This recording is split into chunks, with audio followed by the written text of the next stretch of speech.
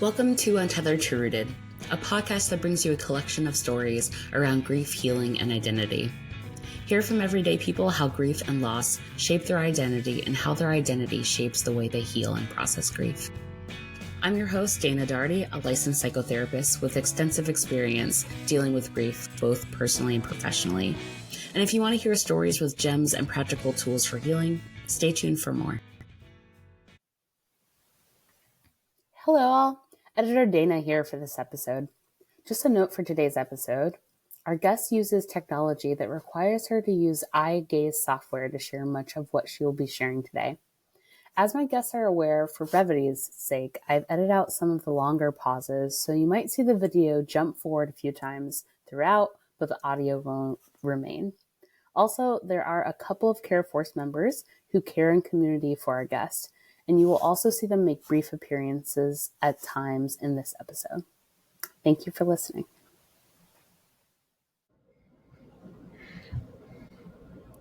Hello to all of our listeners today. For this episode of Untethered to Rooted, today we'll be exploring a particularly challenging subject.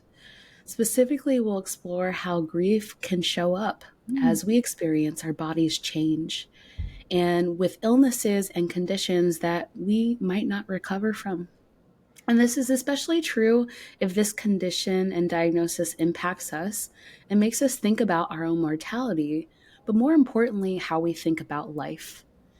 And so our guest today, Hanna du Plessis, will share her own personal story of grief and grappling with terminal illness. And alongside her is a friend and neighbor, Lizzie Anderson, who is part of her care team, or her care force, as they call themselves. Yeah, so welcome, Hanna and Lizzie. And we have a specific note today on communication and just this interview conceptualization that I'd love for Lizzie to expand a little bit more on here. Thank you, Dana. We're so happy to be here, and even that introduction has us feeling big feelings over here in Pittsburgh, Pennsylvania.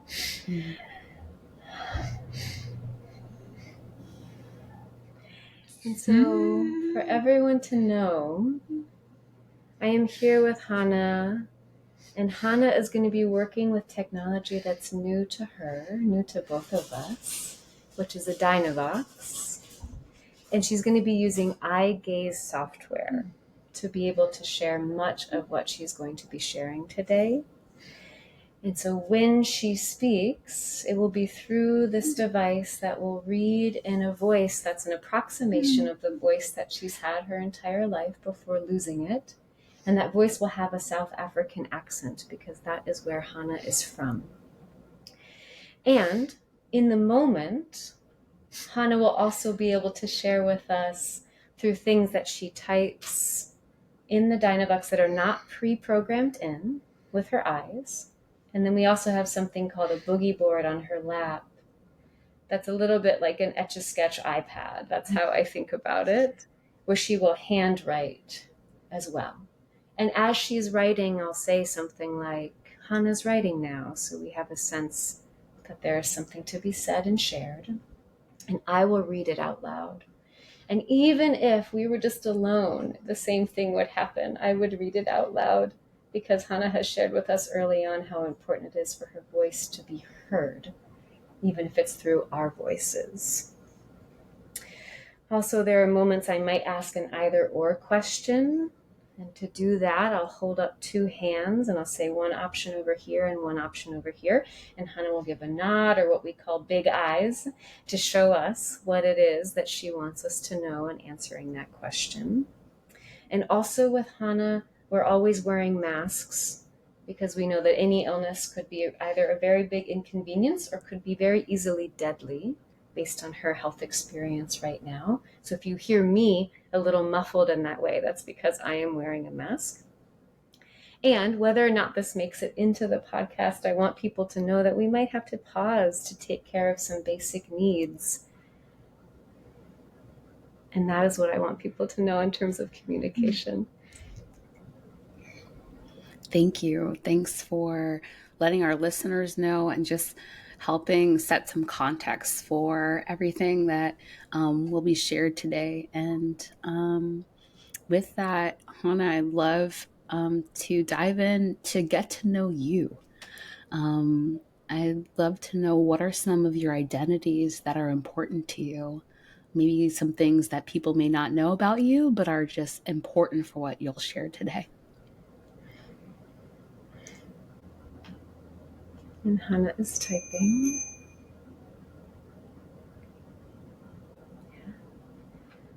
Do you want me to say what you started to say? So like we said, Hanna's using the eye gaze software, and I would have just held the microphone up to the computer for it to read out loud her words, but it got deleted. We're learning. And so what Hanna was saying is, thank you, Dana and listeners. I'm having some big feelings, not being able to. That's what I heard. And now she's elaborating. Speak and still be part of this conversation. So I'm having some big feeling not being able to speak and still be part of this conversation. Yeah. We appreciate your honesty and sharing that with us. Yeah.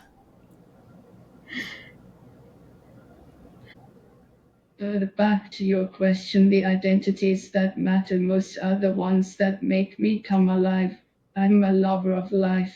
I rub myself on life like a cat against your leg.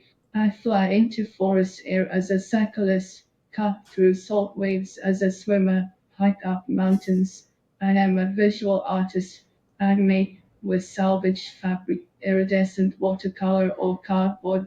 I am a performance artist. With a butterfly belly, I have been dancing, improvising, acting, singing in the choir, or telling a story on stage. I am also woven into community, a partner, and a spare mom to two twins. My identities are also shaped by the shadow side of life.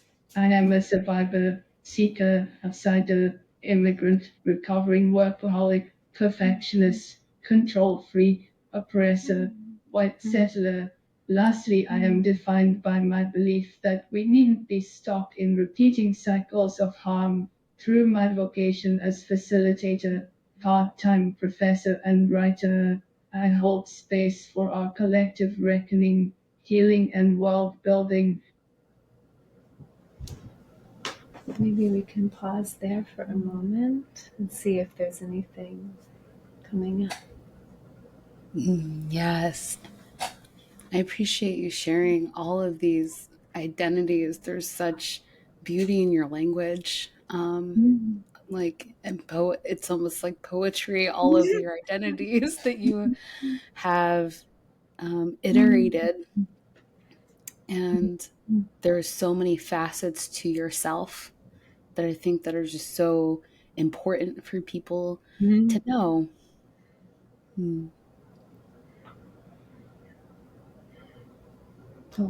I still think of myself as this bouquet of things. A year and a half ago, I was diagnosed with an illness I didn't know existed, a motor neuron disease called ALS.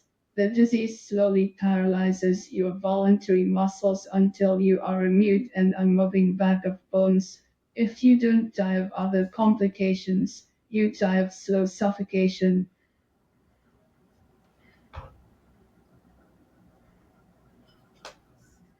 When I learned this, I wrote, I am 45. I have my life ahead of me. I am coming into my own as an artist.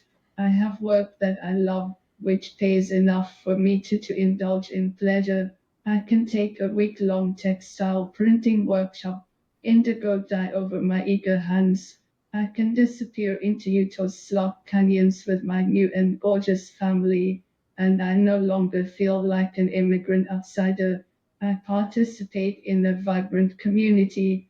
I crave living, performing, publishing, collaborating, exhibiting, traveling, teaching, nesting, seeing the kids through school, caring for my people and my aging parents. My family lives till they are toothless. I cannot be dying, not when I am only starting to live.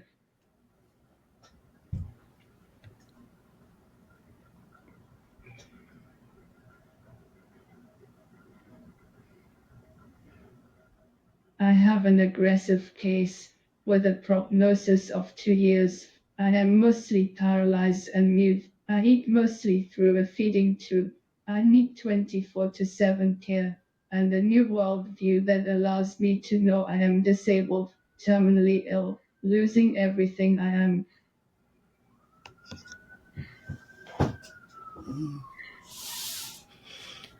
I want to thank you for sharing all of that, all the pieces of yourself.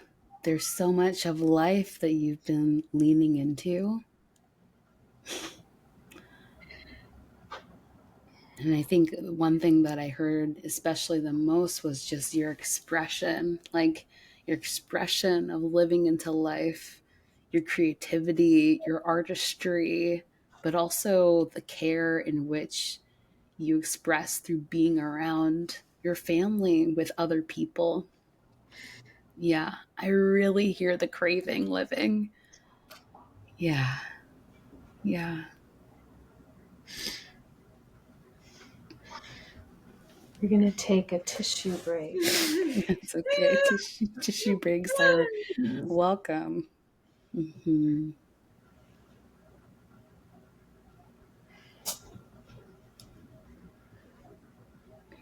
Can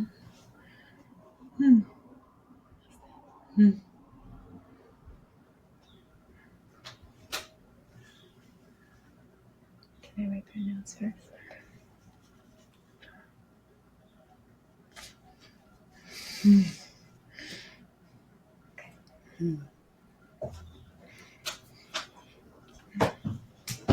Okay, we're back from our tissue break. Okay. Oh gosh, Yeah. that's what you're trying to tell me. Yeah.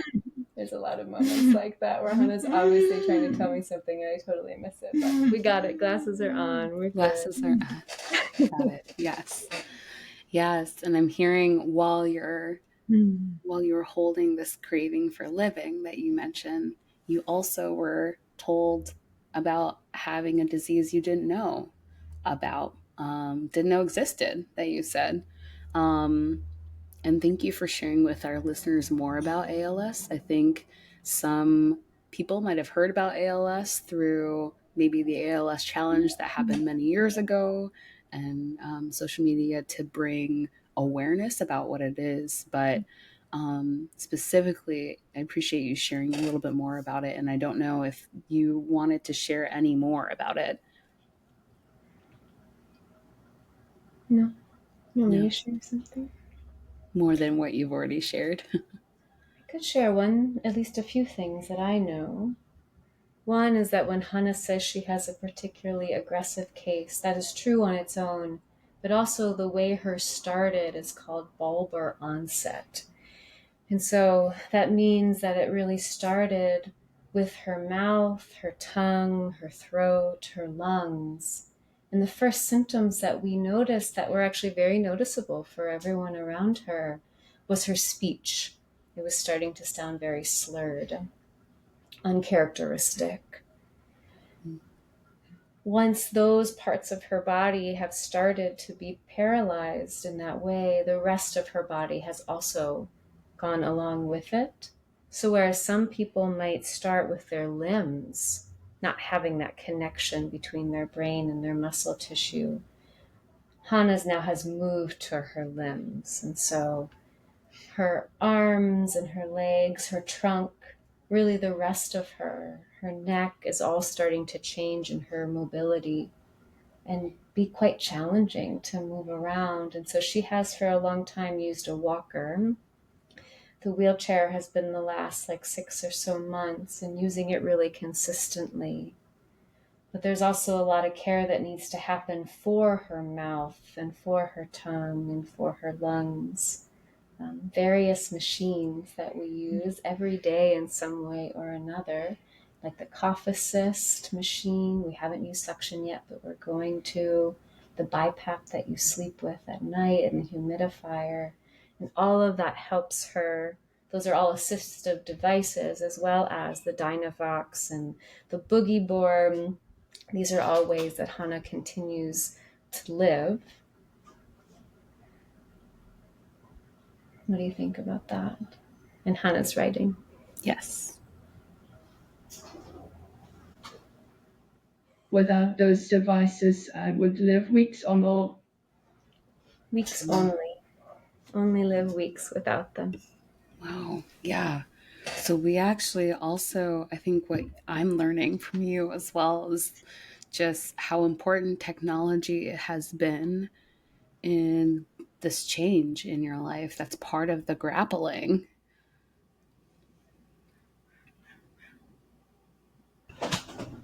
We're getting a big head nod from Hanna, which I also will verbalize because that might be helpful for our listeners. And Hanna is typing. Tech for good. That is such a good point too, right? That technology, there have been so many conversations around tech that has a lot of ethical complications with it, right? Whether tech has been created in ways that have considered ethical considerations, but in this particular case, it sounds like technology has been something that's really been instrumental and helpful for helping you to continue to lean into the living and the craving of the living, and so that's been a really important part of your day to day. And Hanna is typing.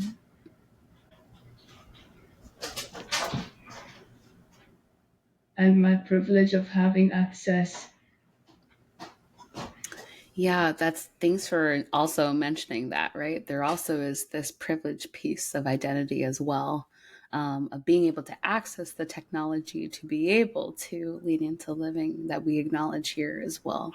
Yeah, yeah. And so we are seeing what is possible with the privilege and access to technology as well. Yeah, yeah.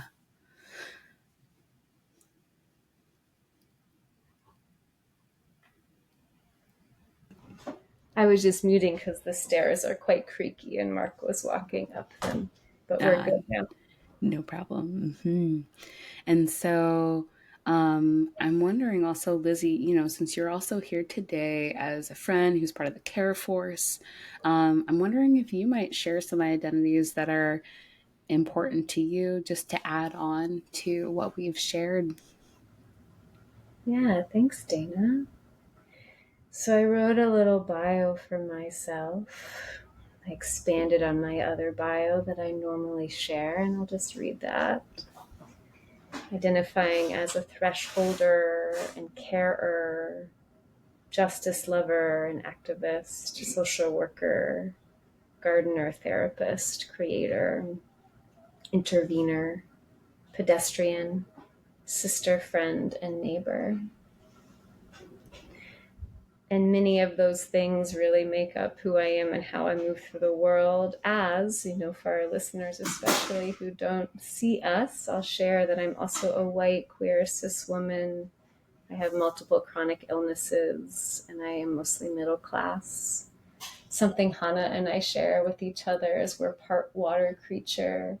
You might be more like a sea creature, and I'm probably more like a lake monster.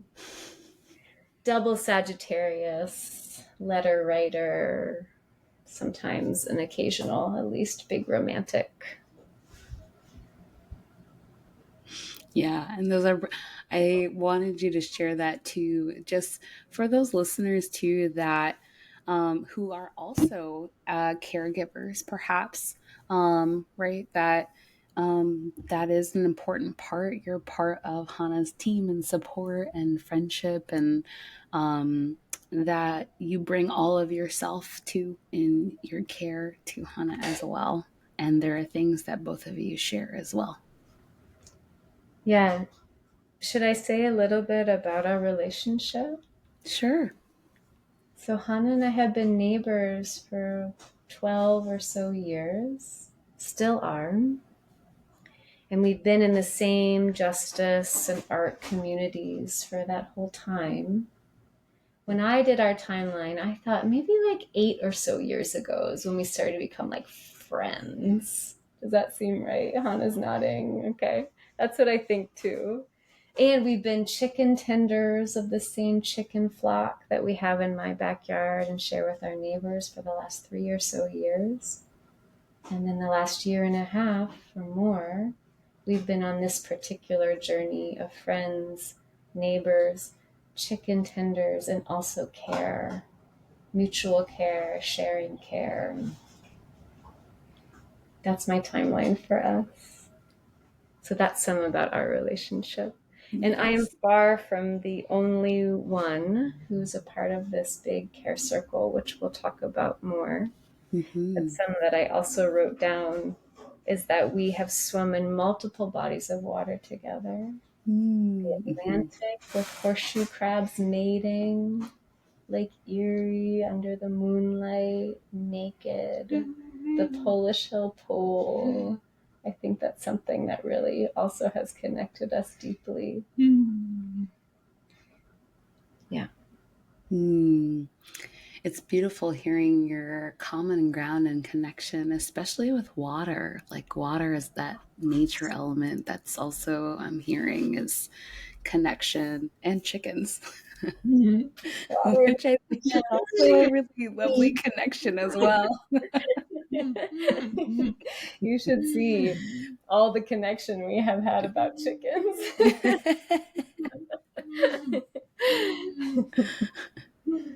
Yeah.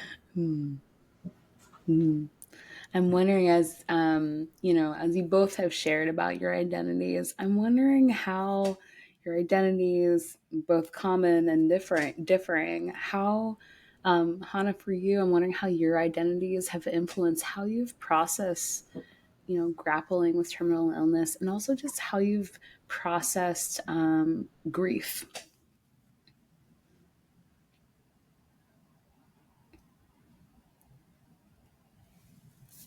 Traffic. We're just going to wait for a moment to answer while Mark heads out the door. And I'm also going to lock the door behind him because something that's so beautiful about our neighborhood is people love just showing up to offer care, to offer words of love and encouragement, to offer food. Maybe their dog is missing. There's all kinds of moments we could have. So I put a sign on the door that said, "We are in an interview, do not come in." But that doesn't necessarily mean they won't. So I'm going to lock the door behind Mark. Mark's going to lock the door behind himself. Okay. Even though there's a spare key, not everyone knows where it is. Bye, darling. Bye, darling. Thank you so much. Bye, Mark. Thank you. Thank you. And then we'll get to the question. All good. All good. Take a little pause too. You got it? Yeah. Okay. Grief is not convenient. It coaxes out emotions my society sees as difficult: anger, sadness, fear. Like you said, Dana, it makes you feel unmet and invites you into heartbreaking uncertainty. It can undo the self you have taken so long to construct, and that others depend on you to be.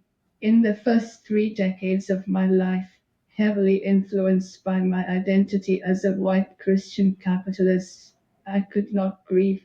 I lacked the personal tools, a grieving space, and a worldview where devastation is welcomed and not seen as some kind of individual mistake. I grew up with an illusion of immunity. My church believes that illness is a mistake, that if you believe just right, God will heal you.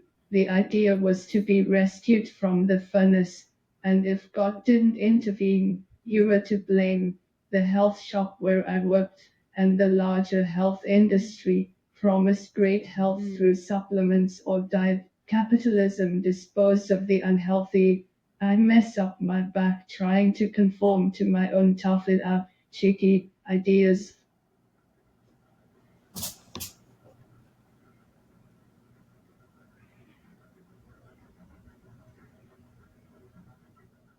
I am a white Afrikaner. Internationally, we are known as the architects of apartheid, a system of white supremacy. That is one chapter of my people's history. My parents, as grannies, were put in concentration camps under British occupation. The original Grandpa du Plessis came to South Africa as a refugee, escaping religious persecution, then assimilated into the genocidal practices of the colony.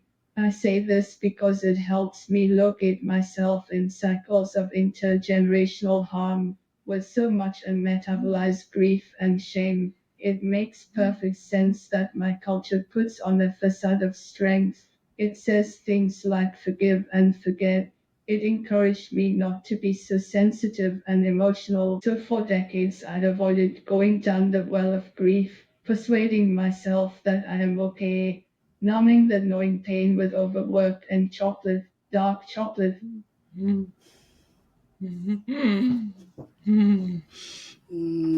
Yeah.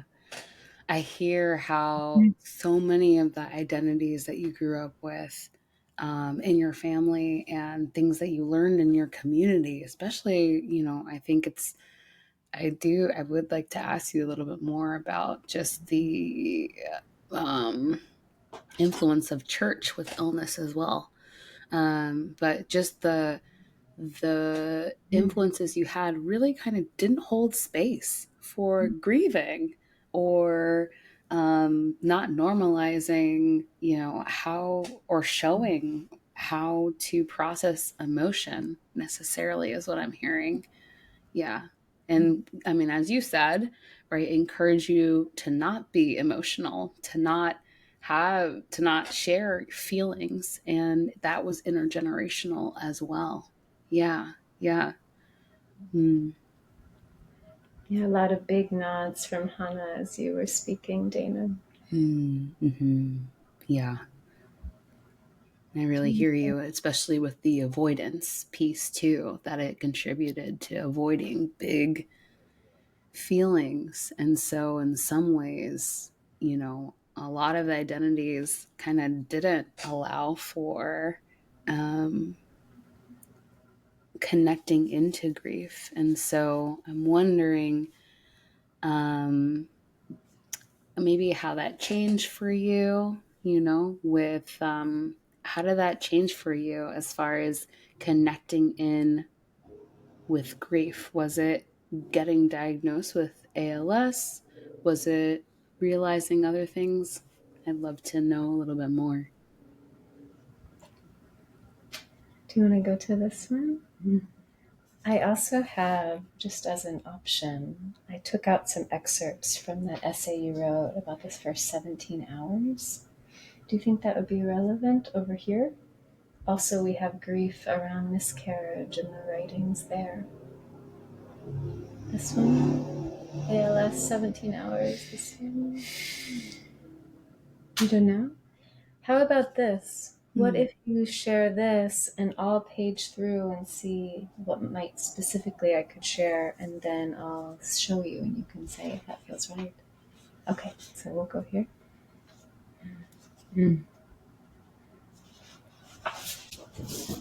Okay.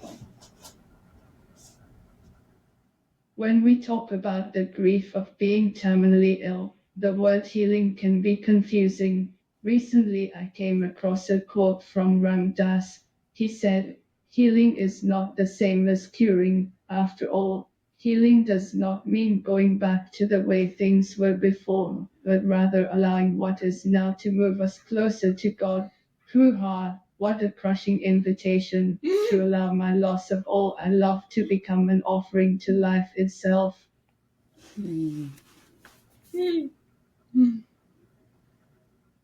I believe my identity as a seeker is my greatest ally on this journey. 13 years ago, I hit a wall. I was at a break point. I knew I had to stop running and walk into the furnace of loss, but I had no idea how. So I feverishly gobbled up anything that tasted like truth, healing, and liberation from any spiritual and practical tradition. My second saving grace is that I changed careers and became a facilitator. This taught me to hold space for change. Ruske says grief is the metabolization of change, and over time I learned the craft of holding space for deep pain to surface and be met with unconditional acceptance. I sure did mess up, but kept growing. 4 years ago, I had enough stability to afford therapy.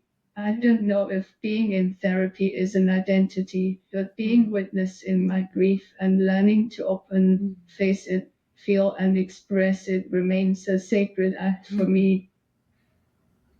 Wow. I've heard so many pieces. I just want to summarize a little bit of what I'm hearing you say. That I'm hearing that, those words, especially, the one that you mentioned about from Ram Dass, of that invitation to allow your loss of all to become an offering to life itself. Yeah, you're right. What a crushing invitation, and also an invitation to feel in a way where other environments didn't allow that. Even familial, intergenerational history didn't allow for that.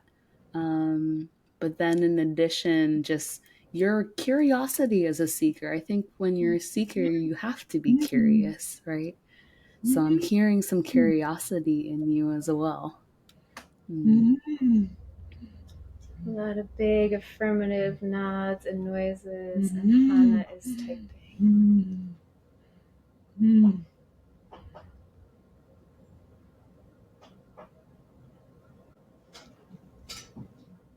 Desperation.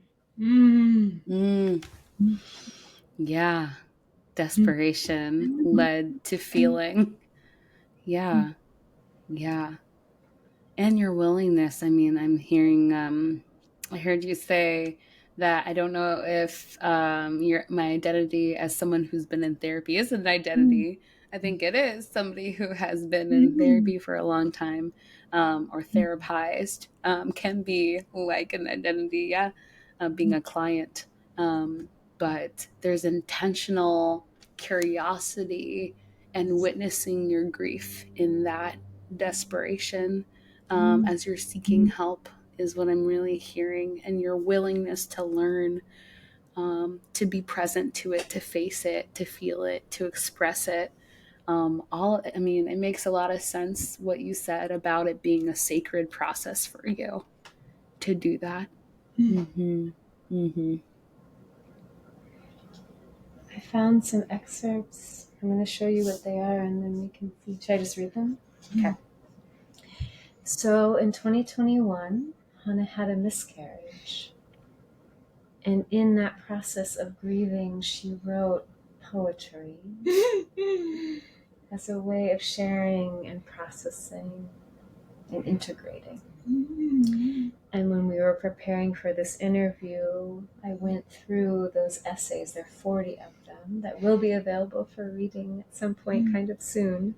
And I chose some excerpts. So these are my chosen excerpts of what Hanna has written. I'm going to read a couple paragraphs. Yesterday, 2 weeks ago, I had a miscarriage. I was 10 weeks pregnant. And while I know that a miscarriage was a possibility, I was not prepared for it. 2 weeks ago, roughly during the same time, South Africa experienced a wave of uprising, the largest we have had since our democracy began.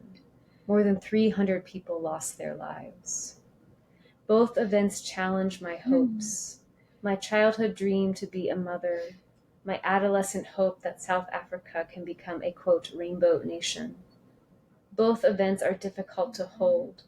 It can feel ephemeral to hold grief for a body I never held.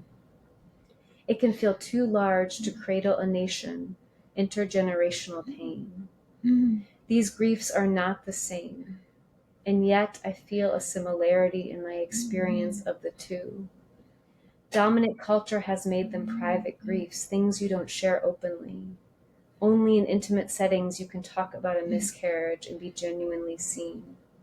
Only in justice-seeking settings can you talk about collective ache and be genuinely received. Grief has a way of scratching you open. You think you grieve one thing, and then you realize you are grieving everything. In the moment of them leaving, a greater sense of loss eclipses my world. In the moments that follow, I feel like I am missing all my people across all time and space, all at once. And then I come back to the taste of coffee, the warmth of a beloved right next to me. I hear the stillness of now. Everybody bears their particular losses. Every time in history has its collective aches. And then there is also the beauty, the joy, the stillness, a hand close by, and the taste of coffee. I hope to open, experience, and be nourished by it all.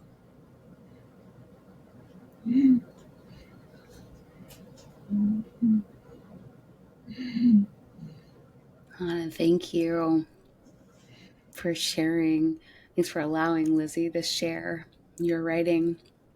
I think, yeah, and your reflections and processing of grief weaving out of, I'm hearing your own personal, like the micro, not meaning that it's little, but your own personal grief within your circle of miscarriage, and then the macro of the grief weaving in and out of like nation of South Africa and the people that you grew up around, and that intersection of all of those things really like kind of reverberating between the micro around you and the macro around you, and how you were trying to make sense of all of that grief. Yeah.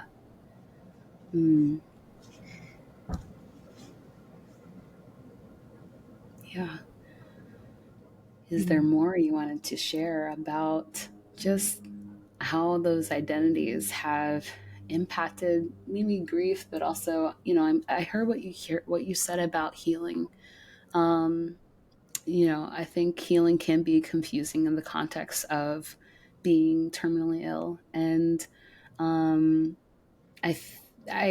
agree with what you mentioned too about healing doesn't mean curing, right? That or going back to the way that things are, and coming back to the peace, that you mentioned about just being in a religious community that had some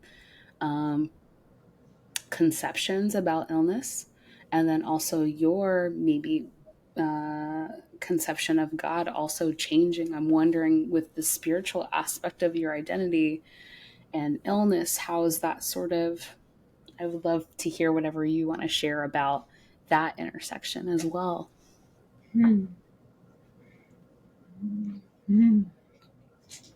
Hanna's writing. You asked big questions, Dana. I left the harmful doctrines of the church and kept my relationship to God. Yeah. Yeah. I do ask big questions. That is true of me. And we love that about you. And also, I appreciate your willingness to entertain them, the big questions. Yeah, I hear you that you maintain your connection with God and left the big doctrines of the church that sound like also they were just harmful to you, and the fact that you had an illness or have an illness that they that doesn't align. Yeah, yeah, yeah. And so, oh, is there more that you wanted to Big share? nods of Big agreement. nods of Yeah. agree. Yeah, yeah.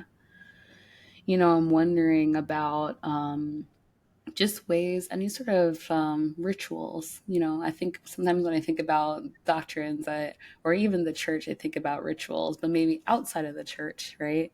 Because you've left the doctrines of the church, and now there might still be rituals or traditions or ways that you have routinely learned to hold and process grief. And I'm just wondering what some of those rituals might be, just to give people some ideas of ways to honor their grief. I think that sometimes when people are experiencing loss, they don't know like what to do with it. How do they honor their grief? Like, what does that even mean? How do you acknowledge that? And so I imagine that acknowledging the grief of terminal illness is something that you have to acknowledge every day in a ritualistic way. And so I'm wondering, yeah, and your thoughts on that. The grief of a terminal illness is a crushing weight pushing all the air out of your lungs. It is not something I can bear alone. As soon as I heard my symptoms were neurological, I reached out to Lizzie. As the journey unfolded and it became clear that I am dying, more people gathered around me. I belong to a socially engaged community. We know that what happens to one of us happens to all of us. We belong to each other. Part of my prior healing work was learning to trust people again and be vulnerable. We grieve in community. When sorrow surfaces, we let it move us. We have also held community wide gatherings to be together in loss and heartbreak. Without my community buoying me up, this loss might have crushed me. My art practice is also a refuge. Years of doing improv taught me there are no mistakes, just more material to make with. When I could still draw, I made drawings of what was happening, making myself the observer, giving me room to witness myself. I also wrote, there is something alchemical that happens when I can use my grief and transform it into a something. My deep roots into the Christian tradition and prayer grounds me. In the beginning, my life partner, Seth, and I were overcome with fear in the face of so much unknown. When we would feel its surface, we would light a candle, voice our fears, then turn our fears into prayers, asking for support from that which is greater than us.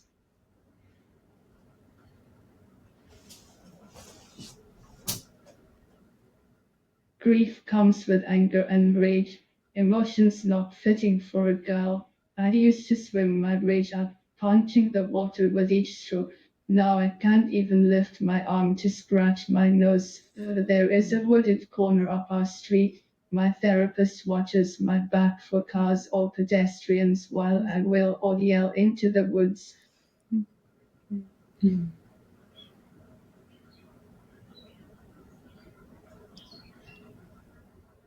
Elizabeth Kubler-Ross, who studied the psychological process of dying, found that most people go through a period of depression. Having struggled with my mental health for decades and being confronted with months left, I went on antidepressants, a stretch for my DIY identity. I also committed myself to mental hygiene. In the Buddhist tradition, there is a helpful concept of the two arrows. Arrow one is the pain of the situation. For example, I let go of my bicycle this week and my partner and I held each other as we cried. We felt the loss of so much move through us. That's the sting of the first arrow and it is unavoidable. The second arrow is avoidable. That's the suffering I experience when I get lost in stories like, it's so unfair. It's so effing unfair, and my mind spirals down into the depths of self pity. My practice in mindfulness helps me notice the story I am in, and often I am able to return to the present. Wow, Hannah, thank you. You've been dropping gems for our listeners of just, I, yeah, I'm hearing the pain also. Like, I'm hearing the pain and I'm also hearing the wisdom. And the wisdom probably comes from the pain as well and your processing of it, right? Yeah.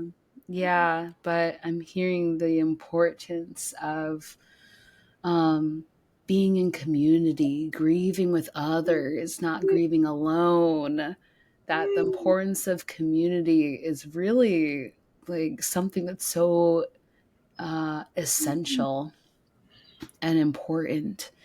And in addition, just this ability to um, move the grief outwards through this art practice I'm hearing, you know, and not just art, like art is big, and being able to draw and being able to write. And I love your word that it's alchemical, that something changes and transforms as you're able to do it. But all in addition to art, hearing you mention being able to shout in the woods, that's also moving it out from the inside out. And there's community too, as your therapist kind of watches your back for safety while you shout or wail in the woods, you know. And then also hearing that community with your life partner, right, in the ritual of the lighting the candle, right, or in the voicing the fears, or turning fears into prayers, and the prayer itself being grounding. But also hearing that, you know, that was really just poignant about your bicycle this week. That also is like, that's its own, like, you have the weekly loss, right? So like the bike this week, and allowing yourself space to be able to cry, allowing yourself to do that, while also recognizing what you said before about, you know, anger and rage, where something that you grew up with, where emotions weren't necessarily fitting for a girl, but now you can. Now you are wailing in the woods. Now you are, you know, grieving the bike loss, or now you are lighting the candle, and there is perhaps additional emotion there, sadness for sure, and also anger and rage, that you allow it to happen with what you share with the arrows, right? And that it is unfair. It is unfair. And that they're also, that the two pieces of it being avoidable, that the second arrow is like, it's the unavoidable with the avoidable, and those juxtaposed. I think that's just really, all of those pieces are really important pieces that you've shared about ways in which people can think about or conceptualize or ritualize or think about on a daily about how they could, what they could do with their grief, and how they cannot, how in addition to just doing something, you can also just be with the grief in this way. Yeah.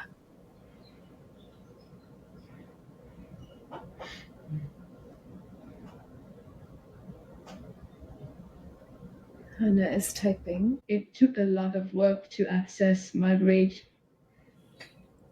Yes. Yeah. With everything that you've shared so far about not being able to express in certain ways, or not being able to have emotions, right, because of the things you mentioned before of intergenerational trauma or intergenerational harm, that's impacted you as well.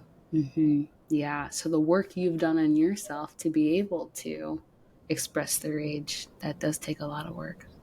Yeah. Hanna is typing. And my friends not being afraid of me expressing it. Yes. Yes. So it's important, the community that you choose.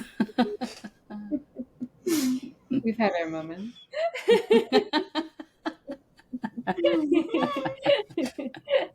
All fertile. All big. Yeah, so important. I mean, I think if there's one thing I'm really hearing too, and that, you know, I keep coming back to, and you keep coming back to as well, of, is just this coming back to community and the people that you have around you to be able to grieve with, and have space for that, and understanding and compassion around what comes out with grief. Yeah, yeah.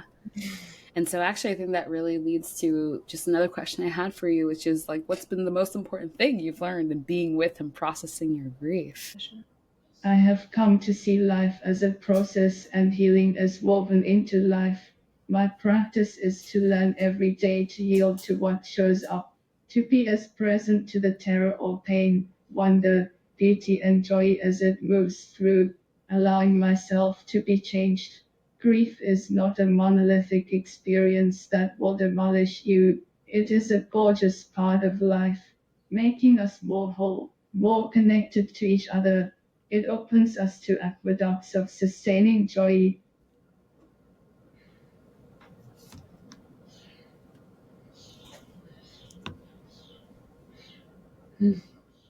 So many bodies are suffering and dying right now, be it glaciers, coral reefs, queer bodies, bodies of cultures, or your nephew. I believe that if we want to create a thriving world for all, we need to grieve so we can build from our shared sorrow, our shared belonging to it all. Grief is trustworthy, and we are resilient.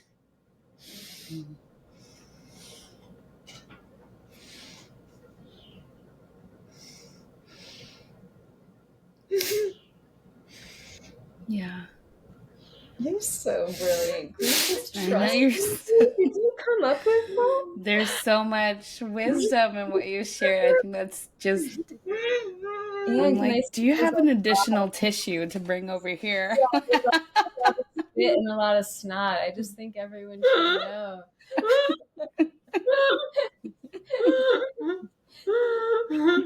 All at once.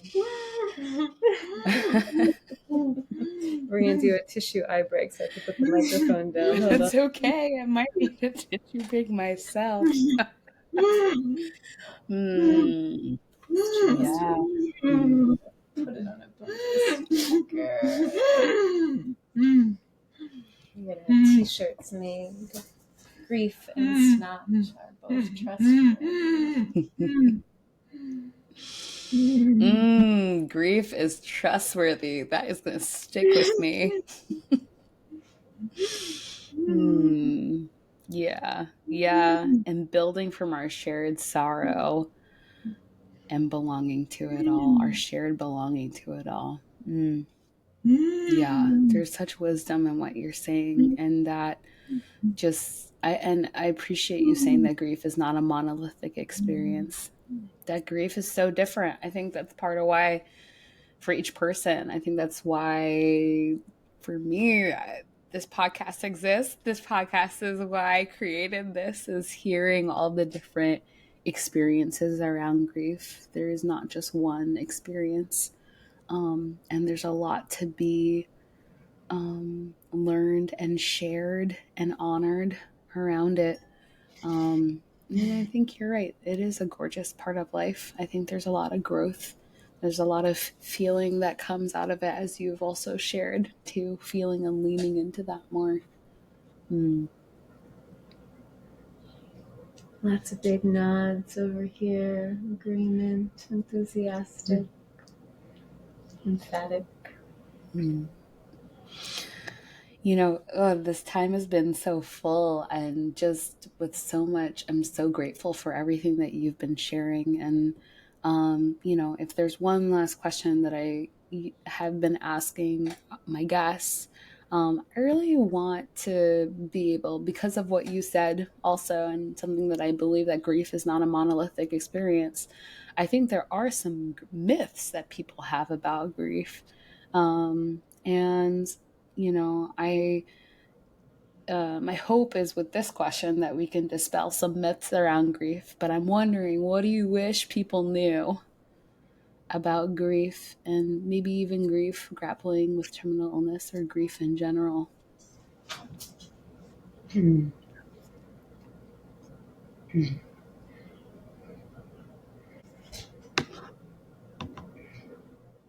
Dear listeners, I am sorry about the loss that brought you here.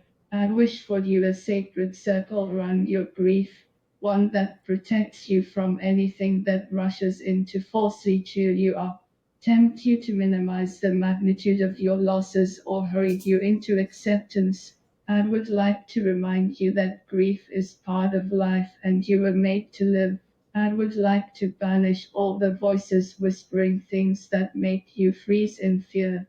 I wish for you all the support you need to soften into grief, to build a loving community. May everything you long for, be it tools, teachers, chocolate, or solitude, everything find you and walk you home to genuine belonging.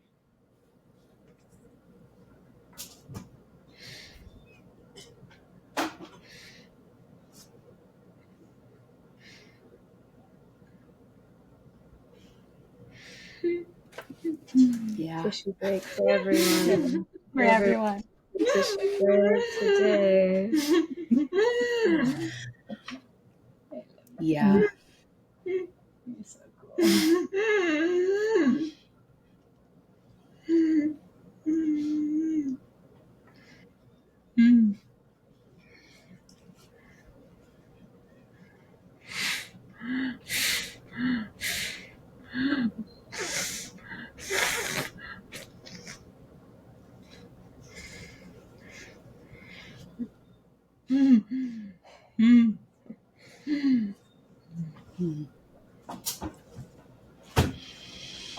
Thank you, Hanna, for your as I was also feeling big feelings, as you say.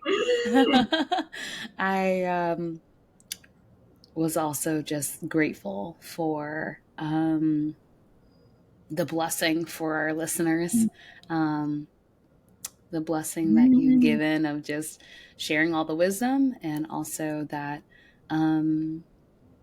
the wishes that you have around that sacred circle around grief. Yeah, and I think that's so true. I think that that is one of the things for me personally, as I was also experiencing my own grief, that you spoke to, of other people are tempted to minimize the magnitude of your loss or hurry you into acceptance. And I appreciate you speaking to that in the resistance to that, or the protection from when other people try to project that onto you. And that reminder that grief is part of life and you were made to live. Yeah, I appreciate that. Yeah, more really big nods.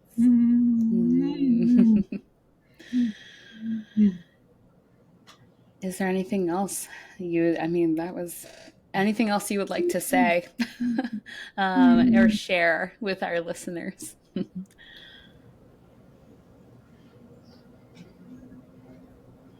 Hanna's typing.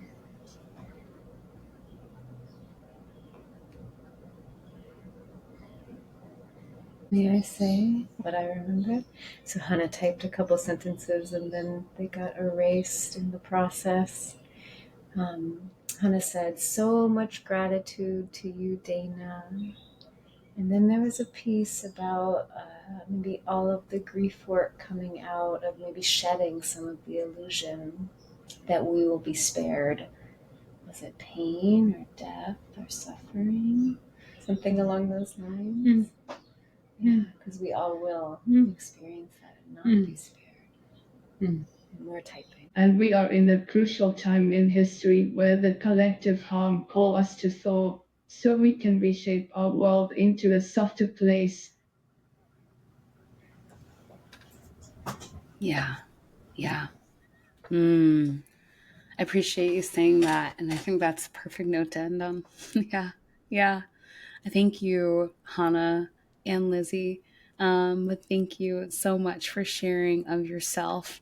And as we wrap up, Hanna, if our listeners would like to connect with you, which we hope is okay with you, how you'd like them to connect with you, I believe you shared your website.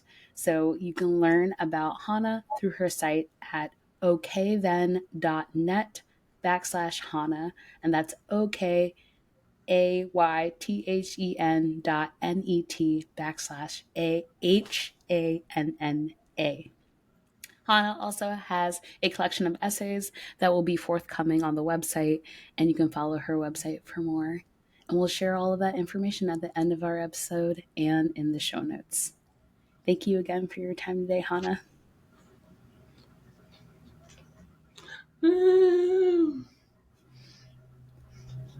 Thank you so much, Dana. Thank you. Thank you so much, Hanna. My pleasure. My honor.